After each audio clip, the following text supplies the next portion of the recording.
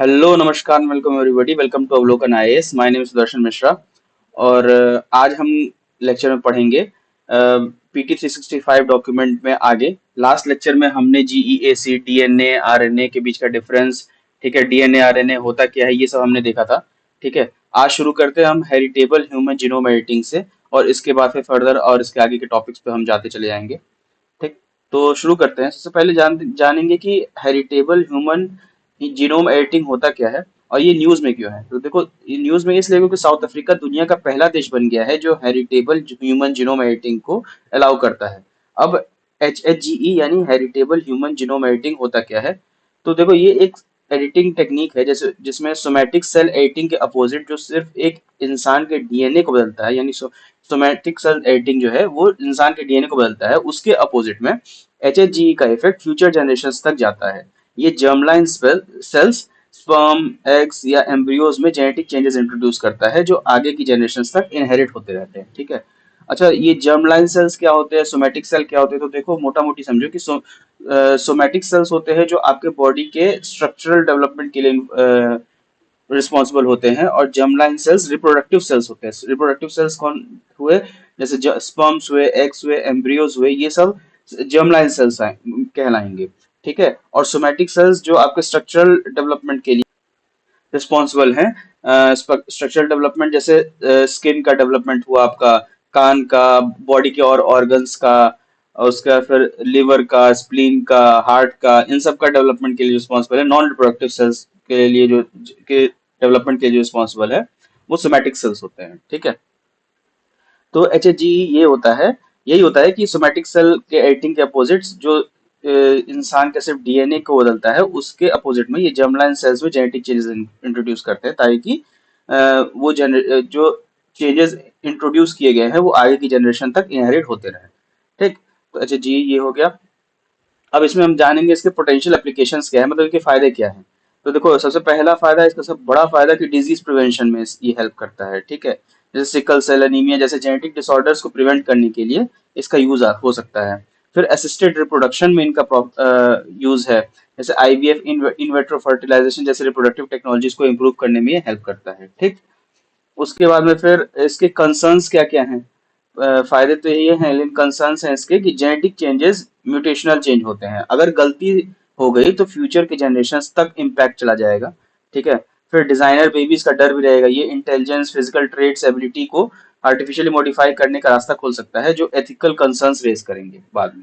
ठीक है। Designer babies आपने काफी नाम सुना होगा, तो डिजाइनर बेबीज यही होते हैं जहाँ पे इंटेलिजेंस अपने हिसाब से डाल सकते हैं, चेहरा किसी सुंदर इंसान का चेहरा डाल सकते हैं, दिमाग किसी तेज IQ वाले इंसान के हिसाब से दिमाग उसका बनाया जा सकता है। ठीक है। यानी इंजीनियर्ड बेबी हो एक तरह से, उन्हीं को डिजाइनर बेबीज कहते हैं। ठीक है। फिर इसके बाद हम नेक्स्ट टॉपिक पे आते हैं, RNA editing. RNA editing news में क्यों है। तो देखो, वेव लाइफ साइंसेज ने ह्यूमंस पर पहली बार आरएनए एडिटिंग सक्सेसफुली परफॉर्म किया है। इसमें कौन सी डिजीज ट्रीट की गई है, तो alpha 1 anti trypsin deficiency, AA-TD। ठीक है। ये एक इनहेरिटेड डिसऑर्डर है जो लीवर और लंग्स को डैमेज करता है। ठीक। फिर साइंटिस्ट ने आरएनए एडिटिंग का यूज करके जेनेटिक म्यूटेशन को मॉडिफाई किया और डिजीज का ट्रीटमेंट करके दिखाया है इसमें। ठीक है। फिर आरएनए एडिटिंग का प्रोसेस क्या होता है, इस प्रोसेस में आरएनए सीक्वेंस में जेनेटिक मॉडिफिकेशंस किए जाते हैं, इंसर्शन, डिलीशन या सब्स्टिट्यूशन के जरिए। ठीक। और इसका टेक्निक ये है कि adenosine D deaminase acting on RNA, ठीक है, ADAR plus guide RNA, GRNA का यूज किया गया है इसमें। ठीक है, ये इसका टेक्निक है। अच्छा, फिर गाइड आरएनए क्या है, अगला topic guide RNA. Guide RNA क्या करता है, ये एक स्मॉल आरएनए मॉलिक्यूल होता है जो स्पेसिफिक रीजन्स को टारगेट करके आरएनए एडिटिंग की मशीनरी को गाइड करता है। आरएनए वगैरह मैंने कल समझा दिया था। ठीक है, तो उसी से रिलेटेड है, और बाकी इसमें आपको डिटेल में जाने की जरूरत नहीं है कि ये एडिटिंग कैसे कर रहा है। ठीक है ना। अब RNA editing versus DNA editing के कंपैरिजन के बारे में देखते हैं। ठीक है। डीएनए एडिटिंग जो होता है वो परमानेंट चेंजेस लाता है, जबकि आरएनए एडिटिंग टेम्पररी होती है। ठीक, ये पहला डिफरेंस है, याद रखना है आपको। डीएनए एडिटिंग परमानेंट चेंजेस लाता है, लेकिन आरएनए एडिटिंग टेम्पररी होती है। स्टेटमेंट के फॉर्म में आपको ये दे सकता है, स्टेटमेंट में जैसे चेंज कर देगा कि DNA editing introduces temporary changes where RNA editing introduces permanent changes. ठीक है, तो स्टेटमेंट रिवर्स करके देता है। यूपीएससी में जैसे मान लो स्टेटमेंट वाइज क्वेश्चन आते हैं, तो कुछ स्टेटमेंट में क्या करता है, सही स्टेटमेंट देता है, कहीं कहीं करता है कि जैसे बैलिस्टिक मिसाइल्स का एक क्वेश्चन आया था, आपको याद होगा 2023 में, एक बैलिस्टिक मिसाइल्स और एक और उसके साथ में था, तो वो दो स्टेटमेंट से दोनों के फंक्शन को आपस में दोनों को चेंज कर दिया था। ठीक, तो वैसे ही इसमें भी कर सकता है कि डीएनए के फंक्शन की जगह आरएनए की बात बता देगा और आरएनए की जगह डीएनए की बात बता देगा। ठीक है, अगर उसको करना होगा तो कंफ्यूज करना होगा, नहीं तो सब कुछ कुछ कभी कभी होता है कि नहीं, सीधा भी आ जाता है कि डीएनए का सही बता दिया, आरएनए का भी सही बता दिया। ठीक है, तो ये ध्यान रखना है, इस तरह क्वेश्चंस बनते हैं, तो इसलिए आपको ये ध्यान रखना है कि पढ़ना कैसे है इसमें। ठीक, तो डीएनए एडिटिंग परमानेंट चेंजेस लाता है और आरएनए एडिटिंग टेम्पररी होती है। आरएनए एडिटिंग ज्यादा सेफ भी होती है क्योंकि DNA editing irreversible errors create कर सकते हैं, इसीलिए ऑब्वियस सी बात है ये सेफर होगा आरएनए एडिटिंग। कि अब मान लो कोई मिस्टेक हो भी गई तो वो तो टेम्पररी है ना, थोड़े दिन बाद तो वापस रेक्टिफाई हो ही जाएगी। ठीक, फिर डीएनए एडिटिंग में बैक्टीरियल प्रोटीन्स का यूज होता है जो एलर्जिक रिएक्शंस कॉज कर सकते हैं, जबकि RNA editing naturally human body के एंजाइम्स का यूज करता है, यानी एडीएआर वगैरह का यूज करता है, naturally naturally occurring enzymes in human body. ठीक, फिर अगले टॉपिक पे आते हैं, ब्रिज रिकॉम्बिनेज मैकेनिज्म पे, बीआरएम। ठीक है, ये न्यूज में क्यों है? साइंटिस्ट ने एक naturally occurring DNA editing tool discover किया है जिसका नाम ब्रिज रिकॉम्बिनेज मैकेनिज्म है, इसलिए ये न्यूज में है। ठीक है, बीआरएम अब काम कैसे करता है? बीआरएम एक special type of genetic element jumping genes का यूज करता है। ठीक है, ये जंपिंग जीन्स का डायग्राम है। ठीक, ये एक्स्ट्रा डीएनए को एक स्पेशल ब्रिज आरएनए मॉलिक्यूल में कन्वर्ट करता है जो दो डीएनए सेगमेंट्स, एक डोनर और एक टारगेट का, उनको बाइंड करके मॉडिफिकेशंस करने में हेल्प करता है। बीआरएम टेक्नोलॉजी में दो डीएनए सेगमेंट्स को बाइंड करके जंपिंग जीन्स उनको बाइंड करने में हेल्प करता है। ठीक है, जंपिंग जीन्स होते क्या हैं? जैसा कि नाम में आपको दिख रहा होगा, जंपिंग मतलब कूदते फांदने वाले। ठीक है, ये ऐसा डीएनए सीक्वेंस होते हैं जो जीनोम में एक जगह से दूसरे जगह मूव करते हैं। ठीक है, इन्हें ट्रांसपोजेबल एलिमेंट्स भी कहा जाता है। ठीक, रिकॉम्बिनेज एंजाइम और एक्स्ट्रा डीएनए सेगमेंट्स का यूज करके ये जीन्स डीएनए को कट और मैनिपुलेट कर सकते हैं और इनके अंदर रेप्लिकेशन करके आए हुए लोकेशन पे वो रेप्लिकेटेड कॉपीज को इंसर्शन करने की कैपेबिलिटी भी होती है। जैसे मान लो ये आपस में इन्होंने रेप्लिकेट किया, ठीक है, तो रेप्लिकेट करके जहां पे उनको इंसर्ट करना है वो रेप्लिकेटेड जीन्स, तो वो ऑटोमेटिक इंसर्ट करने की कैपेबिलिटी भी इन जंपिंग जीन्स के अंदर होती है। ठीक है, इनका मूवमेंट जो है वो जेनेटिक म्यूटेशन और जीनोम इवोल्यूशन में बहुत बड़ा रोल प्ले करता है। तो जंपिंग जीन्स के बारे में बस इतना ही है। फिर अगले टॉपिक पे आते हैं, one day one genome. One day one genome है क्या? ये देखो, ये न्यूज में इसलिए क्योंकि डिपार्टमेंट ऑफ बायोटेक्नोलॉजी और बायोटेक्नोलॉजी रिसर्च इनोवेशन काउंसिल, बिरैक ने one day one genome initiative launch किया है। ठीक है, ये अनाउंसमेंट बीआरआईसी के पहले फाउंडेशन डे पर की गई है। और इसमें है क्या, ये मतलब है क्या ये चीज, वन डे वन जीनोम? तो इसका मेन एम है कि हर दिन एक माइक्रोबियल जीनोम को पब्लिक रिलीज किया जाए ताकि रिसर्चर्स को microbial genomic data easily accessible हो जाए। ठीक है, और ये इनिशिएटिव इंडिया की यूनिक बैक्टीरियल स्पीसीज को हाईलाइट करेगा।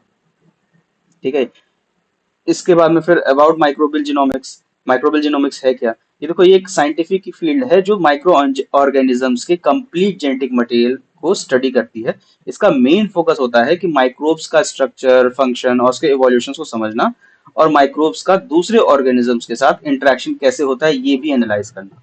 ठीक है, अब माइक्रोब्स क्या होता है? माइक्रोब्स मतलब माइक्रो ऑर्गेनिज्म जो बहुत छोटे होते हैं कि जिनको हम नेकेड आई से नहीं देख सकते, जैसे बैक्टीरिया हो गए, एल्की हो गए। ठीक है, इनको हम खुली आंखों से नहीं देख सकते, हमें इनके लिए स्पेशल इक्विपमेंट लगते हैं, जैसे माइक्रोस्कोप हो गया। ठीक है, ये माइक्रोस्कोप हो गया, फिर इलेक्ट्रॉन माइक्रोस्कोप हो गया जो और भी छोटे एलिमेंट्स को देखने के लिए लगता है, और भी छोटे छोटे एकदम छोटे माइक्रो ऑर्गेनिजम्स को। ठीक है, तो ये अलग अलग जो इंस्ट्रूमेंट लगते हैं, उससे जो चीजें देखे जाते हैं वो माइक्रोब्स होते हैं। ठीक, यहाँ पे फिर नेक्स्ट पेज पे आते हैं। सिग्निफिकेंस क्या है माइक्रोब्स को पढ़ने का?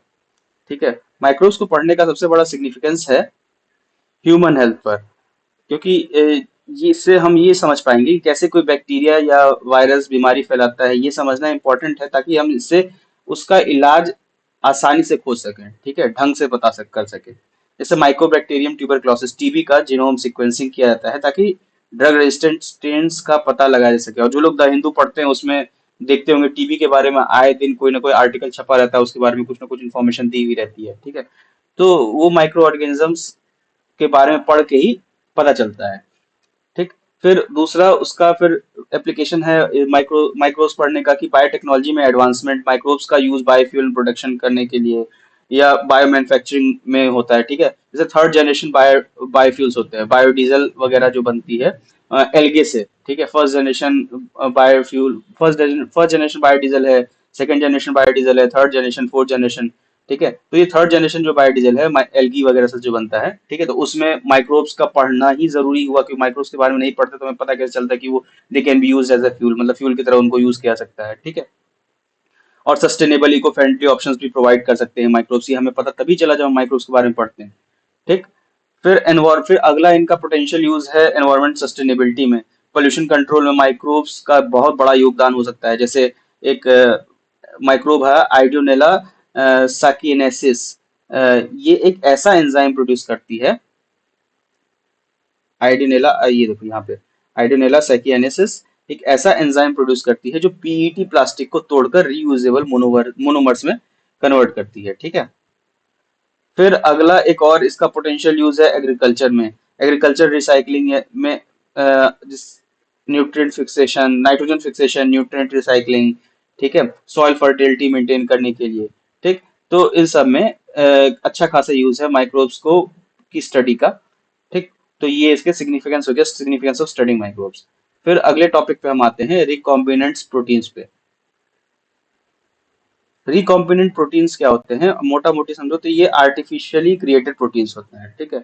न्यूज में इसलिए क्योंकि इंडियन इंस्टीट्यूट ऑफ साइंसेज के रिसर्चर ने रिकॉम्बिनेंट प्रोटीन्स बनाने का एक नया टेक्निक डेवलप किया है, ठीक। रिकॉम्बिनेंट प्रोटीन्स होते हैं कि जैसे जेनेटिक इंजीनियरिंग टेक्निक से इन्हें आर्टिफिशियली बनाया जाता है और इन्हें रिकॉम्बिनेंट डीएनए आरडीएनए के जरिए मॉडिफाई और मैनिपुलेट किया जाता है। आरडीएनए एक आर्टिफिशियली क्रिएटेड डीएनए स्ट्रैंड होता है जो दो या उससे ज्यादा अलग अलग डीएनए मॉलिक्यूल्स को जोड़ करके बनाया जाता है, ठीक। फिर ये भी बनाते कैसे हैं तो देखो, मोनोक्लोनल एंटीबॉडीज एमएबी से, जिनको एमएबीएस भी कहते हैं, मोनोक्लोनल एंटीबॉडीज से, ठीक है, उसको जेनेटिकली मॉडिफाई करके बैक्टीरियल या वायरल या मेमेलियन सेल्स में ग्रो करते हैं। फिर उसके बाद वहां से फिर इनको बायो रिएक्टर्स में मास प्रोड्यूस किया जाता है, ठीक। तो ऐसे ये रिकॉम्बिनेंट प्रोटीन्स बनाए जाते हैं। फिर एमएबीएस लैब मेड प्रोटीन्स होते हैं जो नेचुरल एंटीबॉडीज को मिमिक करते हैं और मेडिकल ट्रीटमेंट में इनका यूज होता है, ठीक है। तो इनके भी की एप्लीकेशंस हैं, जैसे प्रोडक्शन ऑफ बायोथेरापेटिक्स, ठीक है, जैसे इंसुलिन वगैरह, ग्रोथ हार्मोन और मोनोक्लोनल एंटीबॉडीज के प्रोडक्शन में। फिर डेवलपमेंट ऑफ वेक्टर वैक्सीन्स, ये वेक्टर वैक्सीन्स ज्यादा सेफर माने जाते हैं ट्रेडिशनल वैक्सीन से, क्योंकि उनके अंदर कोई लाइव पैथोजेंस नहीं होते, मरे हुए पैथोजेंस होते हैं, ठीक है। एग्रीकल्चर में इसका यूज होता है कि development of genetically modified crops में। फिर उसकी इंक्रीज न्यूट्रिशन वैल्यू और animal feed, increase nutrition value of animal feed, मतलब ज्यादा जो पौष्टिक एनिमल फीड बनाया जा सके, जिससे वो मिल्च एनिमल्स यानी जो दुधारू पशु है उनको खिलाया जा सके ताकि अच्छा अमाउंट में मिल्क निकले, या फिर किसी मीट मीट इंडस्ट्री में वहाँ के जानवरों को खिला सके ताकि मिल्क मीट अच्छा उनका बने, ठीक है। तो ये सब एप्लीकेशंस हैं रिकॉम्बिनेंट प्रोटीन्स के। फिर एनवायरनमेंट में भी इनका यूज होता है, इनका यूज बायो रेमिडिएशन में होता है, ठीक है। जिस बायो रेमिडिएशन क्या होता है, जिसमें माइक्रो ऑर्गेनिजम्स का यूज करके पॉल्यूट एनवायरनमेंट के पॉल्यूटेंट्स को छोटे छोटे साइजेस बनाने का, मतलब छोटा मतलब बहुत छोटा, ये नहीं होता कि मतलब उससे काटते हैं छोटे छोटे करके, नहीं, वो और माइक्रो ऑर्गेनिजम्स उसको ब्रेक डाउन करते हैं काफी छोटे साइजेस में, माइक्रॉन्स के साइज में, ताकि वो इजिली एनवायरनमेंट उसको डिसॉल्व किया सके और वो ज्यादा एनवायरनमेंट को नुकसान न पहुंचाए, ठीक है। तो ये की एप्लीकेशंस हो गए रिकॉम्बिनेंट प्रोटीन्स के। फिर नेक्स्ट पेज पे आते हैं हम। फिर है टीमीसिप्टेरिस ओब्लैंसियोलाटा, ठीक है। ये फर्न है बट लार्जेस्ट जीनोम, ठीक। इसका नाम थोड़ा टफ है, लेकिन ठीक है, इसको ऐसे प्रोनाउंस करते हैं, टीमीसिप्टेरिस ओब्लैंसियोलाटा। तो ये है क्या, एक नए रिसर्च में साइंटिस्ट ने टीमिसिप्टेरिस ओब्लैंसियोलाटा नाम का एक फर्न में सबसे बड़ा जीनोम डिस्कवर किया है। इस प्लांट की खासियत है कि ये जीनोम 160 बिलियन बेस पेयर्स का है, जो ह्यूमन जीनोम से 50 गुना ज्यादा बड़ा है। ठीक है। और ये एक प्राइमोर्डियल प्लांट है, जो डायनासोर के टाइम से पहले से इवॉल्व हो चुका है। ठीक है, ये डायनासोर के टाइम से पहले से भी था। ठीक। फिर अगला टॉपिक है डीएनए रिपेयर का। ये डीएनए रिपेयर कैंसर ट्रीटमेंट में एक नया टारगेट, मतलब काफी बड़ा नया टारगेट है ये। तो इसमें है, इस पॉइंट में क्या है, साइंटिस्ट ने एक नया डीएनए रिपेयर मैकेनिज्म डिस्कवर किया है, जो कैंसर सेल्स को कीमोथेरेपी से बचाने में मदद करता है।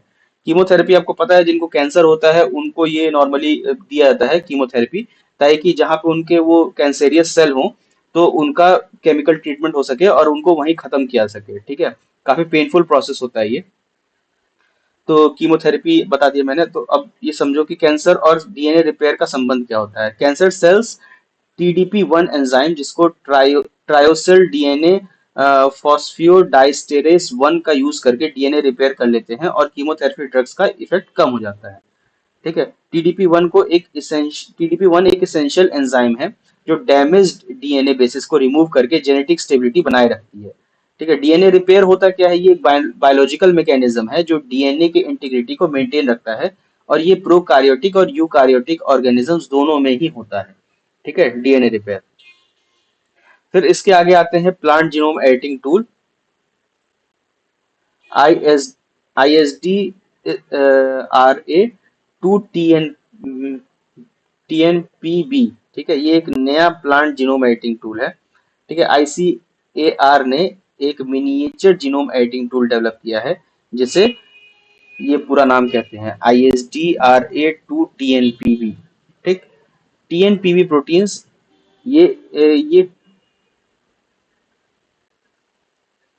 ये जो है वो इवोल्यूशनरी एंसेस्टर्स हैं CS12 न्यूक्लियसेस की, यानी मतलब उनसे पहले के आए हुए हैं, उनके एंसेस्टर्स हैं। ठीक है।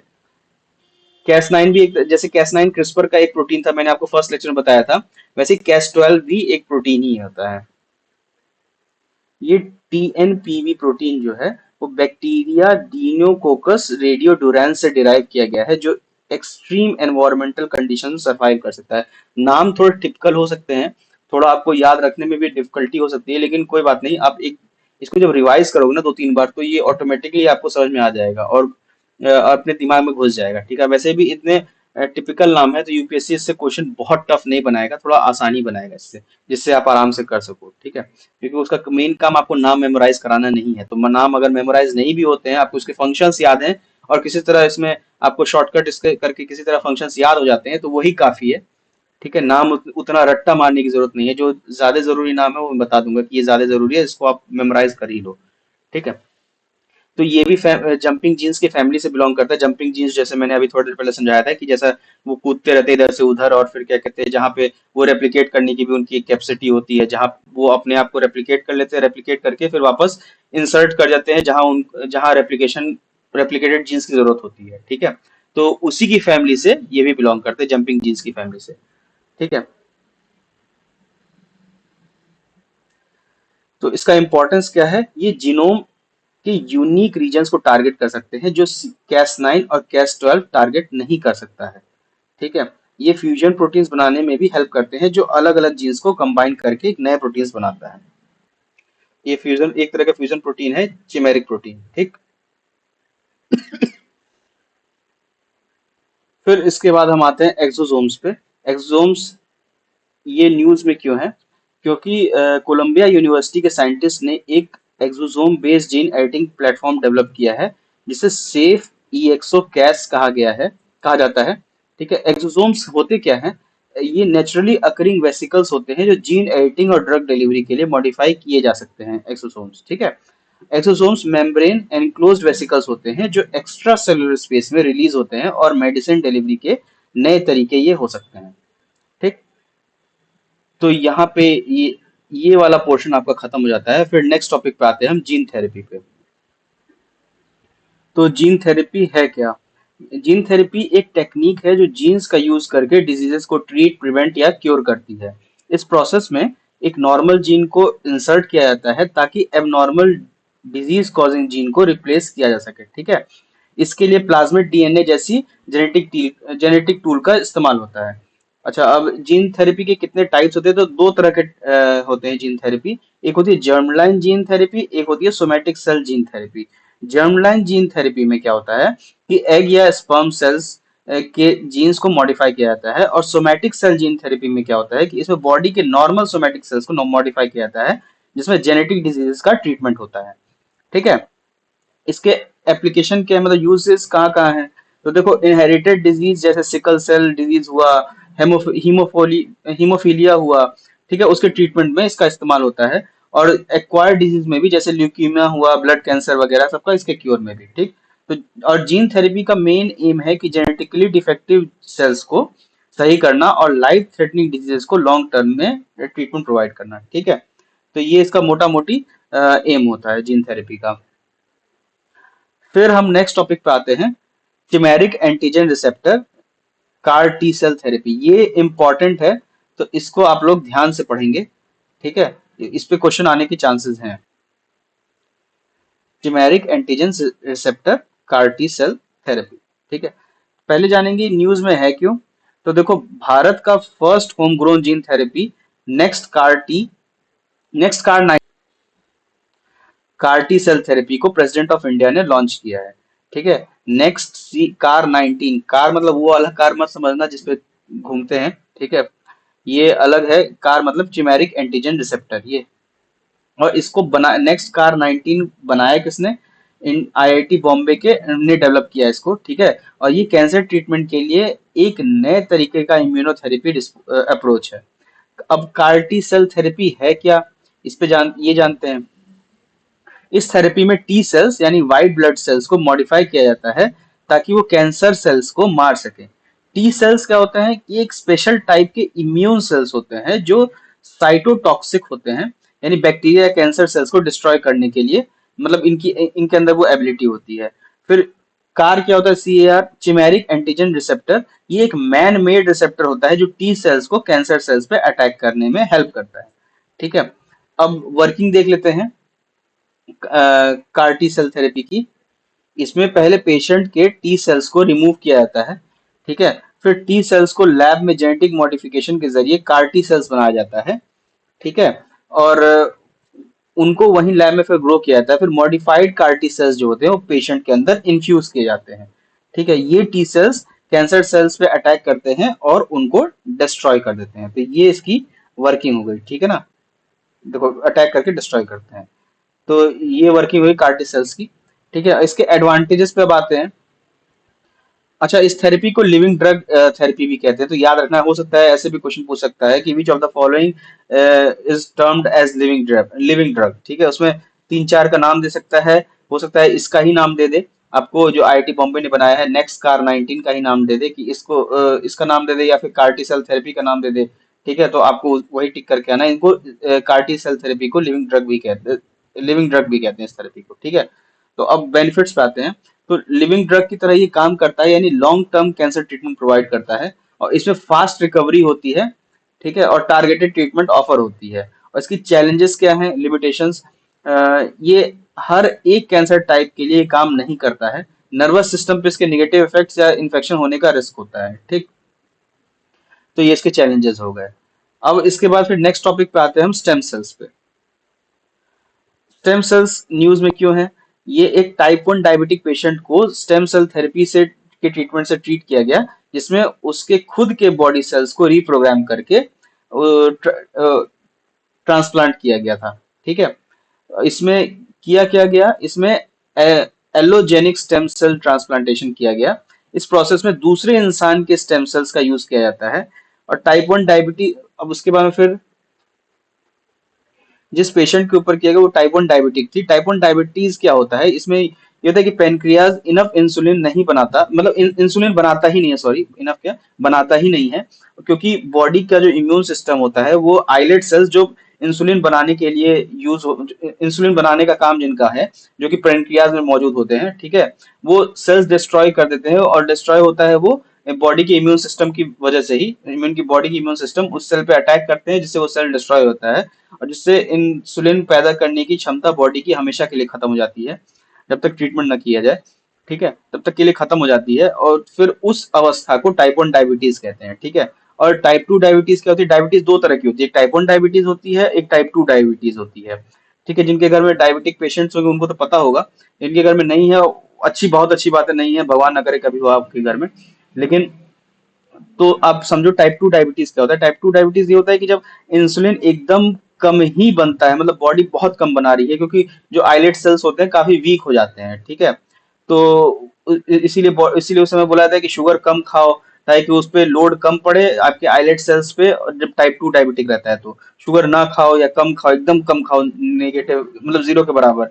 ठीक है, ताकि आपके आइलेट सेल्स पे लोड कम पड़े, और वो इंसुलिन जितने आपके बॉडी में शुगर है, वो शुगर को फ्लश आउट किया जा सके आराम से, ताकि बॉडी में जितनी कम इंसुलिन बन रही है उससे काम चल पाए आपका। ठीक है, तो वो टाइप 2 डायबिटीज होता है, और टाइप 2 डायबिटीज से रिकवरी पॉसिबल है, मतलब कुछ समय तक आप मेडिकेशन वगैरह पे जाओ और एक्सरसाइज वगैरह करो तो उससे रिकवरी होती है। लेकिन अगर टाइप 2 डायबिटीज बहुत ज्यादा हो जाती है, मतलब बहुत लंबे टाइम तक क्रॉनिक हो जाती है, तो फिर वो टाइप 1 डायबिटीज में कन्वर्ट हो जाती है, जिसमें आपके इंसुलिन बनाने वाले जो सेल्स होते हैं वो खत्म ही हो जाते हैं, और फिर आपको बाहर से इंसुलिन लेना पड़ता है, जो कि बहुत ही पेनफुल प्रोसेस होता है वो। ठीक, तो अब ये हो गया टाइप 1 टाइप 2 डायबिटीज। इसके बाद फिर स्टेम सेल्स होते क्या है? ठीक है, स्टेम सेल्स एक स्पेशलाइज सेल्स होते हैं जो सेल्फ रिन्यू कर सकते हैं और स्पेशलाइज सेल बन सकते हैं। इनकी दो यूनिक प्रॉपर्टीज होती है। सबसे पहली प्रॉपर्टी होती है कि नए सेल्स बनाने की एबिलिटी, डैमेज या लॉस सेल को रिप्लेस करना। दूसरा, इनकी स्पेशलाइज सेल में डिफरेंशिएट होने की कैपेबिलिटी। ठीक है, ये दो यूनिक प्रॉपर्टीज होती है इनकी। फिर इनके जो मेजर सोर्सेज होते हैं वो एम्ब्रियोज होते हैं और एडल्ट टिश्यूज होते हैं। ठीक, अब फिर टाइप्स ऑफ स्टेम सेल्स पे हम आते हैं। देखो, चार तरह के नॉर्मली स्टेम सेल्स होते हैं। एक सबसे पहला होता है टोटीपोटेंट सेल। टोटीपोटेंट सेल होता है कि हर एक टाइप के सेल्स और उनकी पूरी एम्ब्रियो बनाने की कैपेबिलिटी होती है इसके अंदर। जाइगोट, जाइगोट क्या, जो जैसे जब एग और स्पर्म का फ्यूजन होता है, तो जो एक सबसे छोटा जो जब सेल बनता है तो वो जाइगोट ही होता है। ठीक है, उसी से फिर धीरे धीरे बड़ा ऑर्गेनिज्म बनता है। ठीक, फिर प्लूरीपोटेंट सेल हुआ। प्लूरिपोटेंट सेल क्या होते हैं? तीन एम्ब्रियोनिक जर्म लेयर्स के मल्टीपल लीनिएजेस डेवलप कर सकते हैं, जैसे एग्जांपल एम्ब्रियोनिक स्टेम सेल्स। ठीक, फिर मल्टीपोटेंट सेल क्या होते हैं? सिर्फ कुछ स्पेसिफिक सेल लीनिएजेस बनाने की कैपेबिलिटी होती है इनके अंदर। ठीक है, जैसे एग्जांपल के हीमोटोपोइटिक स्टेम सेल्स, जो ब्लड सेल्स बनाने में काम आते हैं। ठीक है, फिर यूनिपोटेंट सेल्स होते हैं, ये सिर्फ एक टाइप के सेल में ही कन्वर्ट हो सकते हैं, जैसे कि स्किन सेल्स। आपको बस इतना याद रखना है इसमें कि टोटीपोटेंट क्या है, प्लूरीपोटेंट क्या है, मल्टीपोटेंट क्या है, यूनिपोटेंट क्या है। ठीक है, कि जैसे can make all three embryonic germ layers. ठीक है, ये आपको याद रखने की जरूरत है। Pluripotent can make multiple lineages from all three embryonic germ layers. ठीक है, ये एग्जांपल याद रखने की जरूरत नहीं है आपको। फिर can make at least two different lineages, मतलब कम से कम दो डिफरेंट लीनिएजेस बना सकता है। ठीक है, ये याद रखने की जरूरत है इसमें। और can produce only one cell type but have the property of self renewal. ठीक है, एग्जांपल स्किन सेल।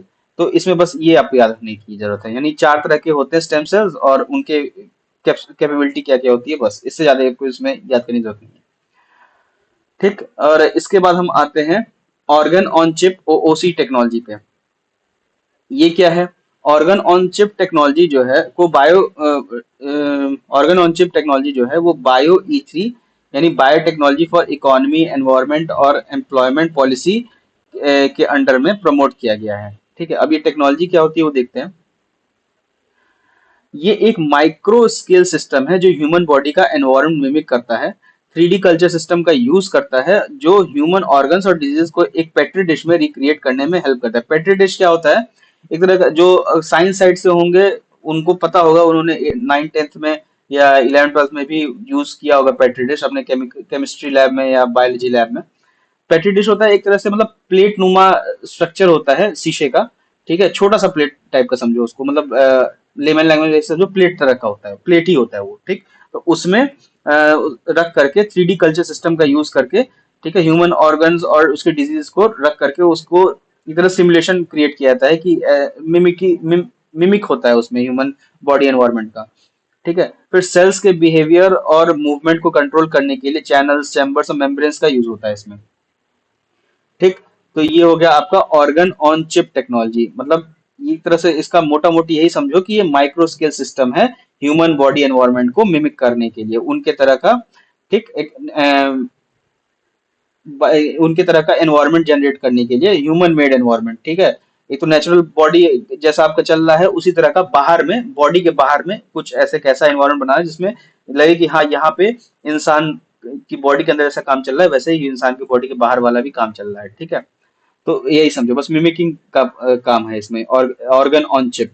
ठीक है, याद रखना है ऐसे। फिर दूसरे न्यू अप्रोच मेथड्स, इसमें तीन और न्यू अप्रोच मेथड्स हैं। ऑर्गेनॉइड्स है। ऑर्गेनॉइड्स क्या होता है? टिश्यू से ग्रो किए गए मिनी ऑर्गन्स। स्फेरॉइड्स हैं। स्फेरॉइड्स क्या होता है? 2D सेल कल्चर से बेटर, जो ट्यूमर का बिहेवियर मिमिक करता हो। और बायो प्रिंटिंग, यानी 3D प्रिंटिंग का यूज करते हुए टिश्यूज और ऑर्गन्स क्रिएट करना। ठीक, बायो प्रिंटिंग थोड़ा इंपॉर्टेंट है, ये याद रखना आपको। 3D प्रिंटिंग क्योंकि काफी न्यूज में भी रहता है। ठीक है, अब ये जानेंगे कि ये ओओसी टेक्नोलॉजी काम कैसे करता है।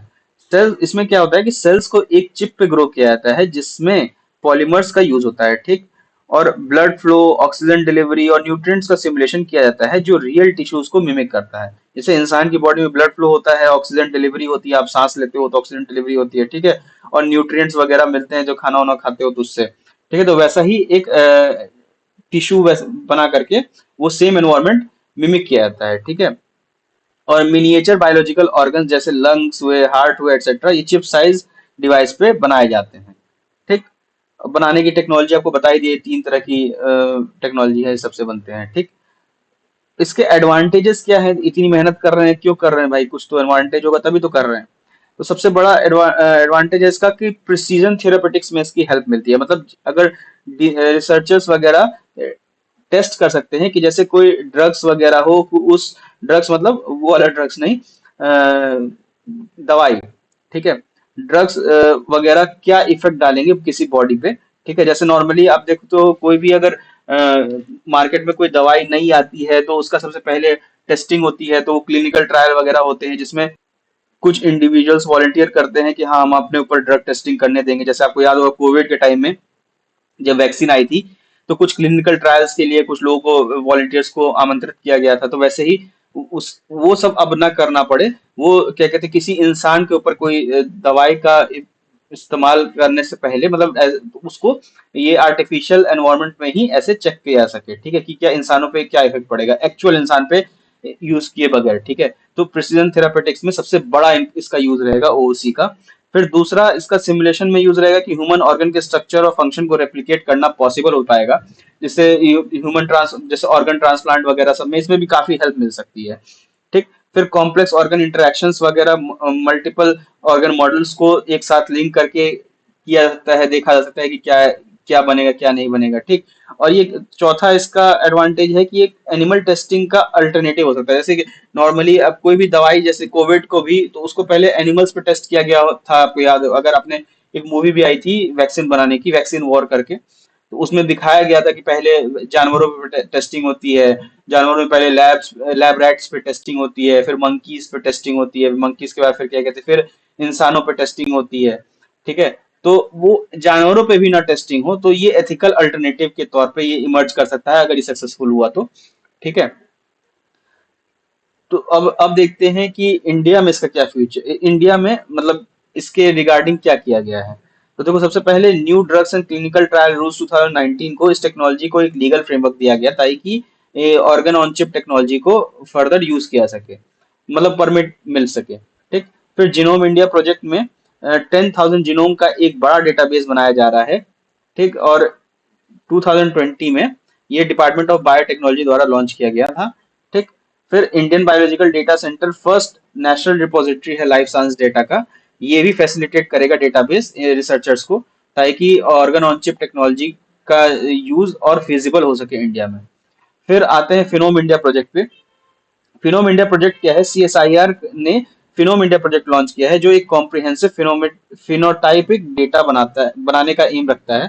ठीक है, फिनोम का मतलब क्या होता है? फिनोम का मतलब है कि पूरा एक सेट ऑफ ऑब्जर्वेबल ट्रेट्स, मतलब फिनोटाइप्स, जिसको फिनोटाइप्स कहते हैं, मतलब जो ट्रेट्स दिख सकते हैं, जिसको ऑब्जर्व किया जाता है, ठीक है, जो किसी cell, tissue, organ, micro organ या ऑर्गेनिज्म या स्पीसीज में पाया जाता है, ठीक। तो ये फिनोम का मतलब होता है। ये प्रोजेक्ट जीनोम सीक्वेंसिंग के साथ मिलकर एक पर्सनलाइज्ड मेडिसिन रिवॉल्यूशन ला सकता है। इसके पोटेंशियल बेनिफिट्स काफी हैं। पोटेंशियल बेनिफिट्स ये सब दिया नहीं, उस यहाँ है आपको मैं बता रहा हूँ पोटेंशियल बेनिफिट्स भी अपनी तरफ से, ठीक है, क्योंकि इसके एप्लीकेशन और पोटेंशियल बेनिफिट का सेंटेंस वाइज में आपसे पूछा जा सकता है, क्योंकि ऑर्गन ऑन चिप टेक्नोलॉजी थोड़ा ये इंपॉर्टेंट टेक्नोलॉजी है भी, ठीक है। और फिनोम का मैंने बता दिया, फिनोम का मतलब क्या होता है, ठीक है। तो अच्छा हाँ, इसके पोटेंशियल बेनिफिट्स ये हैं कि बेटर अंडरस्टैंडिंग दे सकता है जेनेटिक डिजीज की, इंडिया में जेनेटिक डिजीज जितने भी इंडिया में होती है कि लीनिएज से होते चली आ रही हैं, जैसे सिकल सेल डिजीज हो गया, ठीक है, जैसे और आपके क्या कहते हैं जेनेटिक डिजीज होती हैं, तो उसकी बेटर अंडरस्टैंडिंग मिल पाएगी, ठीक है। फिर पर्सनलाइज्ड मेडिसिन के लिए एक स्ट्रॉन्ग फाउंडेशन क्रिएट कर सकता है। फिर पब्लिक हेल्थ और डिजीज प्रिवेंशन स्ट्रेटजीज को और इनहेंस करने में ये हेल्प करेगा, ठीक है, ये फिनोम इंडिया प्रोजेक्ट। फिर इंडियन जेनेटिक डाइवर्सिटी को एक यूनिक डेटाबेस मिलेगा, ठीक। तो ये आपके फिनोम इंडिया प्रोजेक्ट का हो गया। अब नेक्स्ट पे आते हैं चिमेरॉइड्स। ये भी थोड़े जरूरी हैं, ठीक है। चिमेरॉइड्स होते क्या हैं? सबसे पहले ये जानेंगे चिमेरॉइड्स, तो थोड़ा सुनने में ही वो टफ नाम लग रहा है, तो इसका मतलब क्या हुआ? ये एक इनोवेटिव 3D ब्रेन मॉडल है जो मल्टीपल इंडिविजुअल्स के स्टेम सेल्स का यूज करके डेवलप किया गया है, ठीक है। ये ट्रेडिशनल 2D सेलुलर मॉडल या एनिमल मॉडल जैसे लैब माइस हुआ, या ज्यादा एक्यूरेट ह्यूमन ब्रेन बायोलॉजी को रेप्लिकेट कर सकता है। जैसे कोई भी अब इंसानों के लिए वैक्सीन बनती है तो नॉर्मली एनिमल लैब राइट्स को यूज किया था, क्योंकि ये मानता है कि लैब राइट्स का जो दिमाग का स्ट्रक्चर है ह्यूमन ब्रेन का स्ट्रक्चर उससे काफी मिलता जुलता है, सेम तो नहीं है लेकिन हाँ काफी मिलता जुलता है। तो उसको रिप्लेस करके ये 3D ब्रेन मॉडल्स का इस्तेमाल किया सकता है, जो कि मतलब ज्यादा सिमिलरिटी उससे कंपेरेटिव टू लैब राइट्स वगैरह, लैब राइट्स के कंपैरिजन में काफी ज्यादा सिमिलर होगा ये चीज, ठीक है।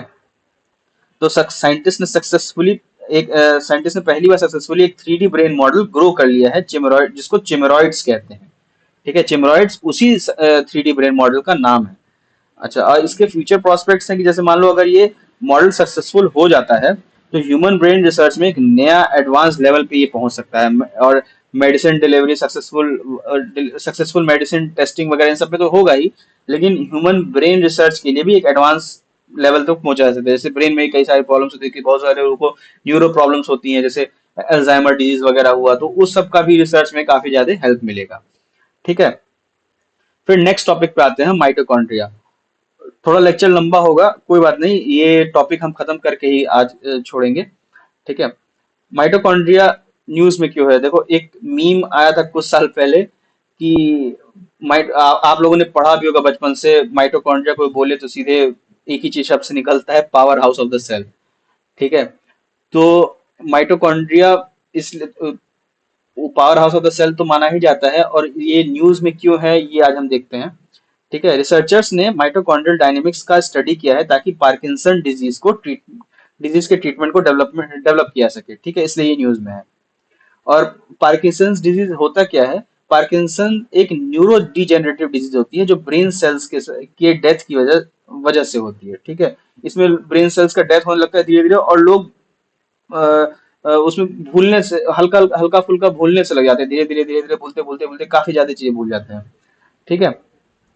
साइंटिस्ट ने ये देखा है कि डायनेमिन रिलेटेड प्रोटीन, जिसको DRP1 कहते हैं, को DRP1 शॉर्ट फॉर्म में कहते हैं, को इनहेबिट करने से माइटोकॉन्ड्रियल फंक्शन रिस्टोर हो सकता है, जो एक पोटेंशियल ट्रीटमेंट हो सकता है। इसमें पोटेंशियल ट्रीटमेंट हो सकता है, अभी ट्रीटमेंट बना नहीं है, याद रखना, potential treatment. DRP1 protein mitochondria तक ट्रेवल करता है जब वो छोटी साइजेस में डिवाइड होता है, जो हायर मोबिलिटी और क्वालिटी कंट्रोल इंश्योर करता है, ठीक है। और माइटोकॉन्ड्रिया के बारे में आप देखते हैं, तो माइटोकॉन्ड्रिया क्या है? माइटोकॉन्ड्रिया एक मेम्ब्रेन बाउंड सेल ऑर्गेनेल है जो सी सेल के अंदर एनर्जी जनरेट करता है in the form of ATP. ATP क्या है? एडिनोसिन ट्रायोफॉस्फेट, एनर्जी के पैकेट्स होते हैं ये, ठीक है, एनर्जी इसी में स्टोर होती है। इसके फंक्शंस क्या है? Energy production. Mitochondria aerobic respiration के, एरोबिक मतलब यूजिंग ऑक्सीजन, ठीक। एरोबिक रेस्पिरेशन के जरिए एटीपी बनाता है, इस वजह से इसे power house of the cell कहा जाता है। समझ में आ गया? आप लोगों को बहुत लोग पता भी होगा क्यों कहा जाता है power house of the cell, लेकिन फिर भी मैंने बता दिया। जेनेटिक मटेरियल क्या हो, जेनेटिक मटेरियल के बारे में फिर दूसरा फंक्शन इसका जेनेटिक मटेरियल का है, इसमें अपना खुद का सर्कुलर डीएनए, एम्प्टी डीएनए होता है, ठीक है, जो सिर्फ मदर से इनहेरिट होता है, इस वजह से माइटोकॉन्ड्रियल रिलेटेड डिजीज मैटरनली इनहेरिट होती है। ठीक। फिर और कुछ रिलेटेड कॉन्सेप्ट्स देख लेते हैं। मीटोजिनोम क्या होता है? मीटोजिनोम होता क्या है? ये एक स्मॉल सर्कुलर क्रोमोसोम जो माइटोकॉन्ड्रिया के अंदर होता है, वो मीटोजिनोम होता है, ठीक है। और ये डबल स्टैंडर्ड डीएनए से बना होता है, जो न्यूक्लियर जीनोम से डिफरेंट और एंटायरली मैटरनल होता है। ठीक। न्यूक्लियर जीनोम दोनों पेरेंट से इनहेरिट होता है, लेकिन ये मीटोजिनोम सिर्फ मैटरनल पेरेंट से इनहेरिट होता है, नहीं आपकी माता जी के साइड से आएगा ये। ठीक। इस ये न्यूज में इसलिए है क्योंकि ये साउथ अफ्रीकन लेपर्ड के मीटोजिनोम की स्टडी से उनके पॉसिबल ओरिजिन का पता चला है, ठीक है, इसलिए ये न्यूज में है। फिर नेक्स्ट टॉपिक पे आते हैं हम, यूनिफाइड जिनोमिक चिप। ये क्यों न्यूज में है?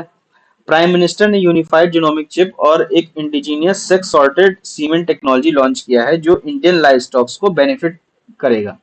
ठीक है, इंडियन लाइव स्टॉक्स यानी गाय भैंस वगैरह। ठीक है। यूनिफाइड जिनोमिक चिप के बारे में देखते हैं। एसएनपी यानी सिंगल न्यूक्लियोटाइड पॉलीफॉर्मिज्म चिप का यूज किया गया है, और इसका ऑब्जेक्टिव है कि ये चिप जिनोमिक प्रोफाइलिंग और इंडियन कैटल ब्रीड्स की इवैल्यूएशन के लिए डिजाइन किया गया है। ये डीएनए टेक्नोलॉजी का यूज करके जेनेटिक पोटेंशियल को इनहेंस करता है, जो डेयरी एनिमल की प्रोडक्टिविटी को बढ़ाएगा। ठीक है। इसके अलग अलग वेरिएंट्स हैं।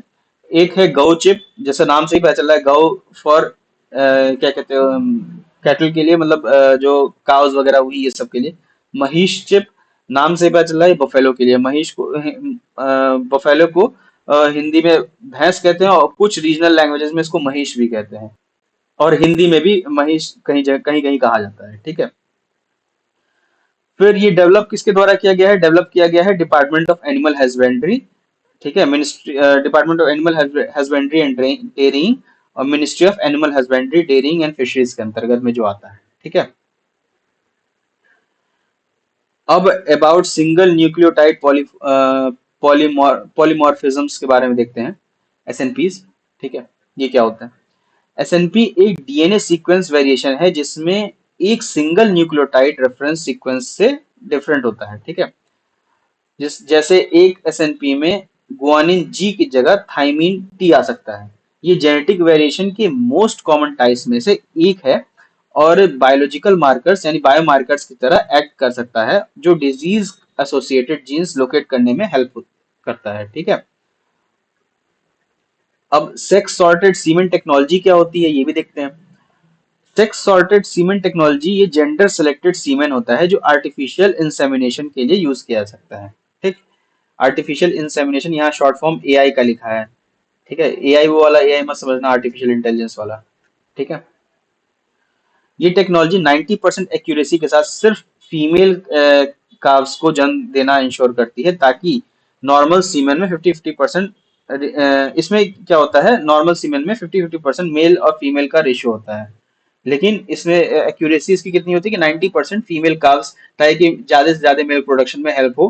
क्योंकि मेल काव्स का उतना यूज नहीं होता है, पहले यूज होता था क्योंकि एग्रीकल्चर वगैरह में उनका यूज हो जाता है मेल काव्स का, लेकिन आज की डेट में एग्रीकल्चर बैलों से कौन ही कराता है। अब तो इतने सारे इक्विपमेंट आ गए, मॉडर्न इक्विपमेंट, तो इसीलिए उनका यूज नहीं होता। इसलिए तो ये इस टेक्नोलॉजी की काफी ज्यादा जरूरत हो जाती है, ताकि ज्यादा से ज्यादा फीमेल प्रोड्यूस हो, और मेल बस उतने ही प्रोड्यूस हो जितने रिक्वायर्ड हैं अदर जनरेशन, मतलब फर्दर जनरेशन जाने तक के लिए।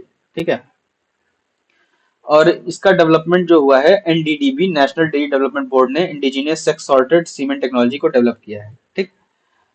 फिर अगले टॉपिक पे आते हैं, बायो ई3 policy, biotechnology for economy environment and employment. अभी थोड़ी देर पहले हमने बायो ई3 पॉलिसी के बारे में देख पढ़ा था। ठीक है। फिर बायो ई3 पॉलिसी न्यूज में क्यों है? वाई न्यूज, यूनियन कैबिनेट ने बायो ई3 पॉलिसी को अप्रूव किया है, जो हाई परफॉर्मेंस मैन्युफैक्चरिंग को फॉस्टर करेगा। ठीक। बायो ई3 पॉलिसी का एम जानते हैं। ये policy advanced bio manufacturing technology को डेवलप करने और इंडिया के बायो इकोनॉमी को स्ट्रेंथन करने के लिए फ्रेमवर्क स्टैब्लिश करता है। ठीक है। बायो मैन्युफैक्चरिंग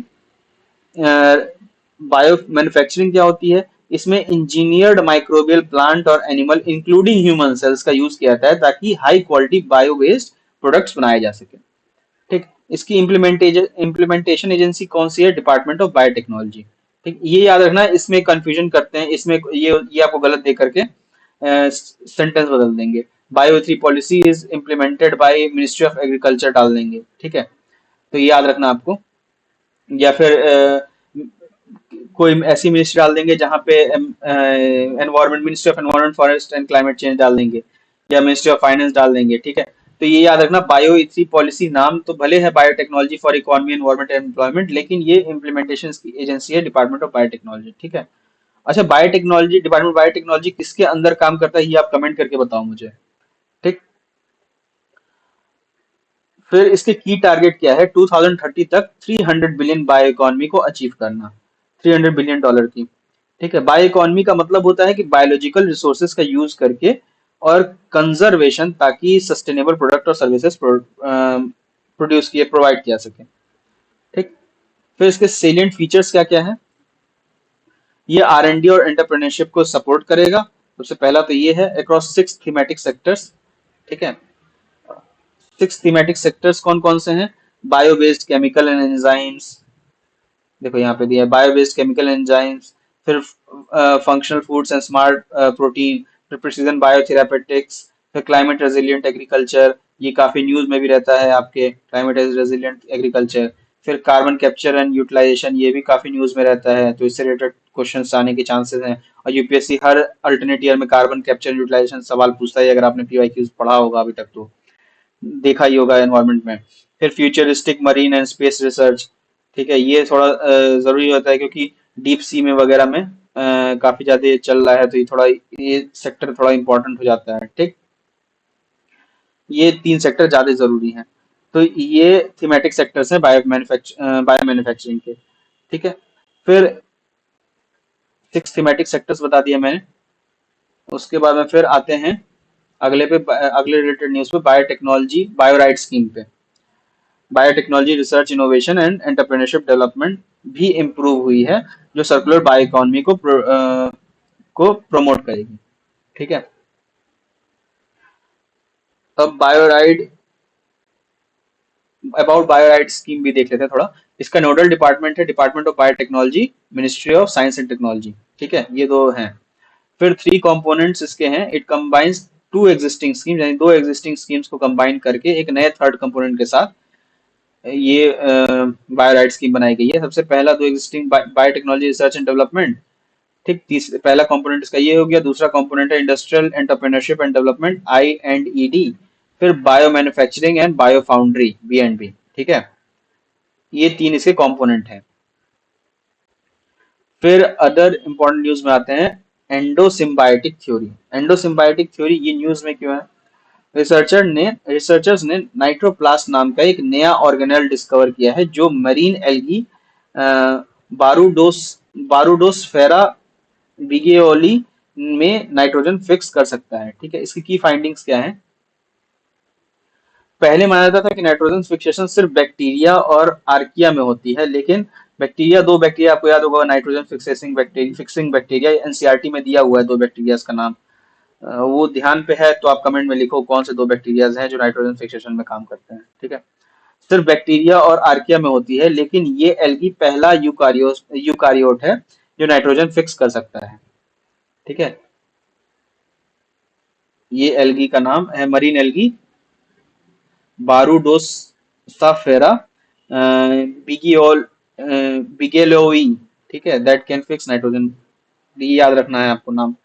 हो सकता है ऐसे सिर्फ नाम पूछ दे और पूछ ले कि इसमें से इसका काम क्या है, या फिर which of the followings are applicable for night, which of the following algae marine algae produces या फिक्सेस नाइट्रोजन करके, फिर बीच में ये 4 साइंटिफिक नाम डाल देगा, अब इसमें से एक साइंटिफिक नेम ये भी रहेगा।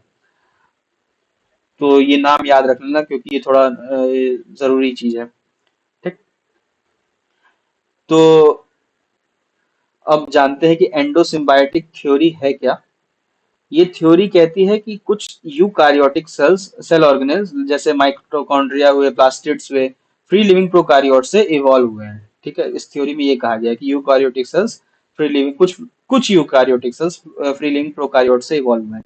यूकारियोटिक सेल्स में मेम्ब्रेन बाउंड न्यूक्लियस होता है, जबकि प्रोकारियोटिक सेल्स में न्यूक्लियोइड रीजन होता है। ये डिफरेंस आपको याद रखने की जरूरत है। ठीक है, कुछ प्रोकारियोटिक सेल्स को इंजेस्ट किया गया जो यूकारियोटिक सेल्स के अंदर सिम्बायोटिक रिलेशनशिप बनाकर सरवाइव कर गए। ठीक है, ये इस थ्योरी में ऐसा कहा गया है। तो बस इतना ही है इस थ्योरी का। फिर सीधे अब अगले पे आते हैं, वोल्बाचिया बैक्टीरिया पे। ठीक, वोल्बाचिया ये निमेटोड्स और आर्थ्रोपोड्स में कॉमनली पाया जाता है। इंसेक्ट्स में ये एग्स में प्रेजेंट होता है बट स्पर्म में नहीं। इस वजह से ये सिर्फ फीमेल ऑफस्प्रिंग में ट्रांसमिट होता है। वोल्बाचिया मेथड वगैरह पे एक क्वेश्चन आया था 2023 में, अगर आपको याद हो, 23 या 22 में। ठीक है, फिर इसका जो ट्रा जीन है इंसेक्ट पॉपुलेशन में फीमेल प्रोजेनी को बढ़ाने में हेल्प करता है। ठीक है, इसके बाद फिर एक अगला आता है, ये लास्ट टॉपिक है आज का, हेफलिक लिमिट। अच्छा, इसका पोटेंशियल एप्लीकेशन बताता हूँ। एडीज एजिप्टी मॉस्किटो की पॉपुलेशन कंट्रोल करने के लिए वुल्वाचिया का यूज किया जाता है। ठीक है, मॉस्किटोज को जेनेटिकली मॉडिफाई करके सेल्फ लिमिटिंग जीन्स या जीन ड्राइव टेक्नोलॉजी का यूज किया जा सकता है ताकि ये रूल ऑफ हेरिडिटी ना फॉलो करें। ठीक है, जिसमें इसमें क्या होता है कि जैसे मेल मॉस्किटोज बना दिया जाता है कि उनको इम्पोर्टेंट बना देते हैं, और ताकि वो फीमेल मॉस्किटो से मेट करके फिर अगला उनका जनरेशन ही ना हो। ठीक, फिर हेफ्लिक लिमिट क्या होती है? हेफ्लिक लिमिट होती है कि हेफ्लिक लिमिट अभी recently Leonard Hayflick passed away. ठीक है, जिन्होंने हेफ्लिक लिमिट इंट्रोड्यूस किया था, that change the understanding of ageing, यानी बढ़ते हुए एज के अंडरस्टैंडिंग को वो चेंज हुआ इनके इस थ्योरी के इस लिमिट को इंट्रोड्यूस करने के बाद, मतलब ठीक है, उसकी उसकी स्टडी में इफेक्ट किया है ये। ठीक है, अबाउट हेफ्लिक लिमिट क्या होता है? हेफलिक लिमिट एक सेल पॉपुलेशन एक fix number of times Hayflick limit ये कहता है कि एक सेल पॉपुलेशन जो है एक fix number of times divide होती है, उसके बाद सेल साइकिल अरेस्ट हो जाता है, नहीं बंद हो जाता है। फिर टेलोमेरस का लेंथ सेल डिवीजन के साथ डिक्रीज होता है, और जब टेलोमेरस खत्म हो जाता है तो सेल डिवीजन भी स्टॉप हो जाता है। ह्यूमन लाइफ स्पैन के लिए एस्टिमेटेड हेफलिक लिमिट 125 ईयर्स है। ठीक है, इतना ही है। फिर यहाँ पे फिर आपकी ये वाला टॉपिक खत्म। इसके बाद आता है नैनो टेक्नोलॉजी, ये हम नेक्स्ट लेक्चर में कवर करेंगे। तो आज के लिए इतना ही। आई होप इतना आपको सब समझ में आ गया होगा। नहीं समझ में आया होगा तो एक बार वीडियो वापस रिवाइंड करके देखना, 1.5x या 1.25x पे देखना, तो समझ में आ जाएगा। उसके बाद भी नहीं समझ में आता है तो जो हमारा इंस्टाग्राम हैंडल है वहां पे आप डीएम कर सकते हो, व्हाट्सएप नंबर दिया हुआ है, वहां पे आप अपने सवाल पूछ सकते हो। ठीक है, रिगार्डिंग जो भी आपको इस लेक्चर में कुछ भी नहीं समझ में आया तो उस पे, and will respond you at earliest. और उसके बाद फिर यहाँ पे फिर चलो, तो ठीक है, खत्म करते हैं फिर। तो आप पढ़ो। ठीक है, धन्यवाद, जय हिंद।